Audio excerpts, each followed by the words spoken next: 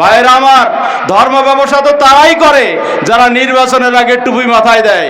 ধর্ম ব্যবসা তো তারাই করে যারা নির্বাচন পর্যন্ত নামাজ পড়ার কথা বলে। ধর্ম ব্যবসা তারাই করে যারা নির্বাচনের আগে বেশি বেশি সুবহানাল্লাহ আলহামদুলিল্লাহ বলে। বাংলাদেশ জামাত ইসলামী ওই রকম সংগঠন নয়। বাংলাদেশ জামাত ইসলামী ব্যক্তি জীবন থেকে পারিবারিক জীবন, রাষ্ট্রীয় জীবন, সামাজিক জীবন প্রত্যেকটা জায়গা আল্লাহ এবং আল্লাহর রাসূলের তরিকা অনুযায়ী চালাতে চায়।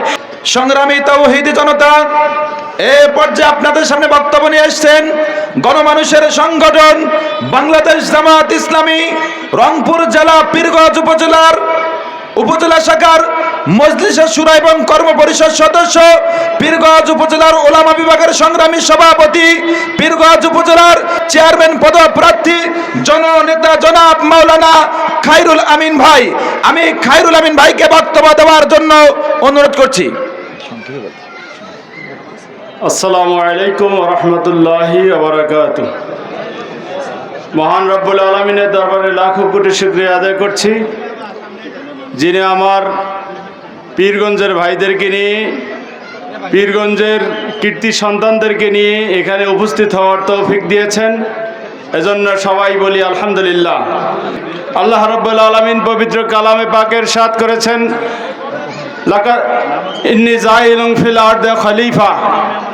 নিশ্চয়ই আল্লাহ রাব্বুল আলামিন আমাদেরকে জমিনে প্রতিনিধি হিসেবে সৃষ্টি করেছেন। সম্মানিত উপস্থিতি, প্রতিনিধি হিসেবে আমাদের যে দায়িত্ব, আল্লাহ রাব্বুল আলামিন সেই দায়িত্ব পালন করার জন্য একটি মহান কিতাব দিয়েছেন। এই কিতাবের মাধ্যমে দুনিয়াতে আমরা আমাদেরকে, আমাদের পরিবারকে, সমাজকে, জাতিকে, সবগুলো জায়গাকে আমরা আল্লাহর কিতাব অনুযায়ী চালাবো, সেই দায়িত্ব দিয়ে, সেই খলিফার দায়িত্ব দিয়ে আমাদেরকে পাঠিয়েছেন। সম্মানিত উপস্থিতি, আল্লাহ রাব্বুল আলামিন সেই দায়িত্ব, মহান দায়িত্ব দিয়ে পাঠানোর পরে আমরা যখন সেই দায়িত্বের বরখেলাপ কাজ করছি, আমরা যখন জীবনের কিছু কিছু ক্ষেত্রে সেই দায়িত্ব পালন করি আর অধিকাংশ ক্ষেত্রে সেই দায়িত্ব পালন থেকে দূরে থাকি, তখনই আমাদের জন্য দুনিয়াতে সকল পর্যায়ে সমস্যা তৈরি হয়।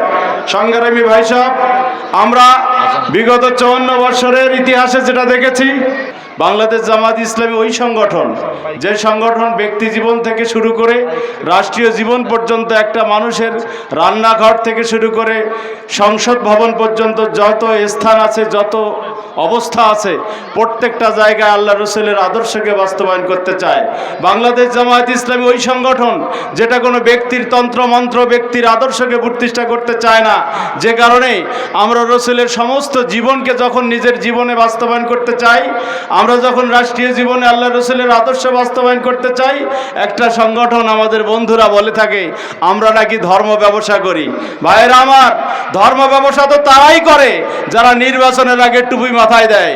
ধর্ম ব্যবসা তো তারাই করে যারা নির্বাচন পর্যন্ত নামাজ পড়ার কথা বলে। ধর্ম ব্যবসা তারাই করে যারা নির্বাচনের আগে বেশি বেশি সুবহানাল্লাহ আলহামদুলিল্লাহ বলে। বাংলাদেশ জামাত ইসলামী ওই রকম সংগঠন নয়। বাংলাদেশ জামাত ইসলামী ব্যক্তি জীবন থেকে পারিবারিক জীবন, রাষ্ট্রীয় জীবন, সামাজিক জীবন প্রত্যেকটা জায়গা আল্লাহ এবং আল্লাহর রাসূলের তরিকা অনুযায়ী চালাতে চায়। এটা মুসলমানদের জন্য ফরজে আইন। এটা কোনো ধর্মীয় রাজনীতি নয়। এটা যদি ধর্ম ব্যবসা আপনার দৃষ্টিতে হয়, তাহলে এই ধর্ম ব্যবসা করা প্রত্যেকটা মুসলমানের জন্য ফরজ।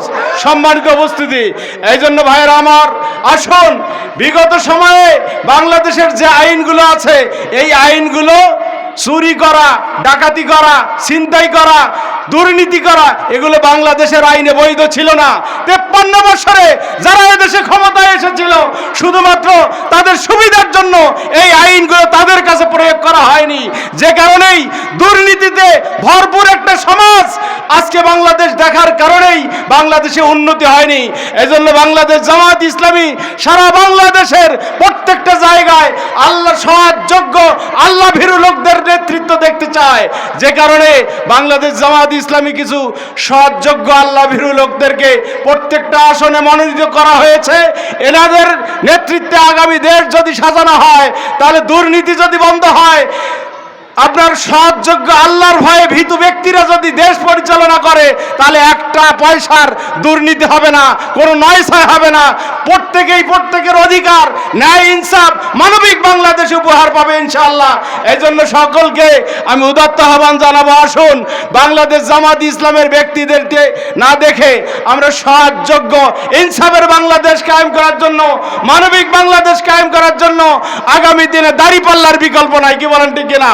এজন্য আসুন দাঁড়িপাল্লাকে সারা বাংলাদেশের যার যেখানে সুযোগ আছে প্রত্যেকটা জায়গায় দাঁড়িপাল্লাকে বিজয়ী করার জন্য যার যেখানে যেভাবে সুযোগ আছে আমরা আমাদের জীবনের সর্বোচ্চটুকু ব্যয় করে সেই বিজয়ী করার জন্য কাজ করি। এই উদাত্ত আহ্বান রেখে আমি আমার কথা শেষ করছি।